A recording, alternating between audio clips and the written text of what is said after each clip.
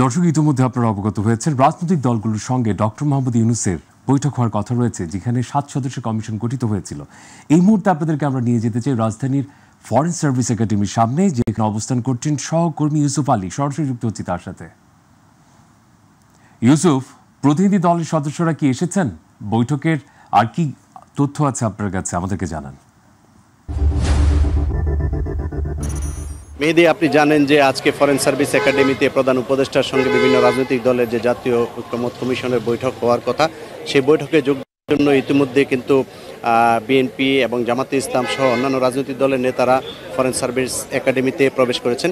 কিছুক্ষণ আগে তারা প্রবেশ করেছেন। আরও বেশ কিছু নেতা তারা এখানে ফরেন সার্ভিস একাডেমিতে প্রবেশ করছেন যোগদান করার জন্য। এই ফরেন সার্ভিস একাডেমিতে এখানে বিএনপির পক্ষ থেকে মির্জা ফখরুল ইসলাম আলমগীরের নেতৃত্বে 6 সদস্যের প্রতিনিধি দল এখানে অংশ নেওয়ার কথা রয়েছে। ইতিমধ্যে ভিতরে বিএনপির স্থায়ী কমিটির সদস্য মেজর অবসরপ্রাপ্ত হাফিজউদ্দিন আহমেদ প্রবেশ করেছেন। এছাড়া জামাতের যে সেক্রেটারি মিয়া গোলাম পরোয়ার, তিনি এখানে প্রবেশ করেছেন এবং জামাতের আরও বেশ কয়েকজন সিনিয়র নেতা ফরেন সার্ভিস একাডেমিতে প্রবেশ করেছেন। এছাড়া জেপির আন্দালিব রহমান পার্থ প্রবেশ করেছেন। তাছাড়া যে 12 দলীয় জোটের শীর্ষ নেতারাও এখানে প্রবেশ করেছেন। আজকে এই যে বৈঠকটি, এই বৈঠকে কিন্তু আপনার যে রাজনৈতিক বিষয় নিয়ে যে ঐক্যমত হওয়ার কথা, জাতীয় যে ঐক্যমত, সেই ঐক্যমত কমিশনের বৈঠকে কিন্তু রাজনৈতিক বিভিন্ন বিষয় আলোচনা হওয়ার কথা রয়েছে এবং এই বিষয়গুলোতেই তারা আলাপ আলোচনা করে হয়তো একমত হবেন। এরপর কিন্তু প্রধান উপদেষ্টা ডক্টর মোহাম্মদ ইউনূস তিনি হয়তো কথা বলবেন। কথা বলার পর হয়তো আমরা জানতে পারবো যে আসলে এই যে জাতীয় ঐক্যমত কমিশনের যে সভা অনুষ্ঠিত হচ্ছে, এই সভাতে আসলে কী সিদ্ধান্ত হয়েছে।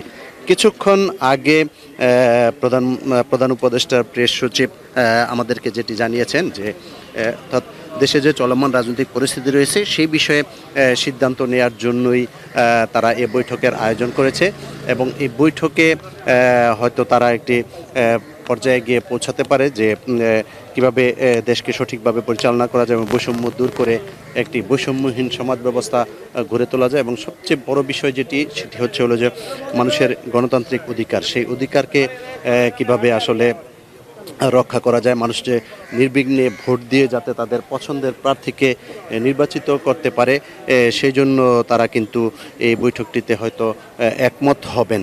তবে সবশেষ পরিস্থিতি যেটা, এখনও কিন্তু বিভিন্ন রাজনৈতিক দলের নেতারা এখানে প্রবেশ করছেন। বিকেল 3:30টায় এই বৈঠক শুরুর কথা রয়েছে এবং চলবে 5:30 পর্যন্ত। দুঃখিত, 3টার সময় বৈঠকটি শুরু হওয়ার কথা রয়েছে এবং সেটি 5:30 পর্যন্ত 2.5 ঘন্টা ব্যাপী চলার কথা রয়েছে।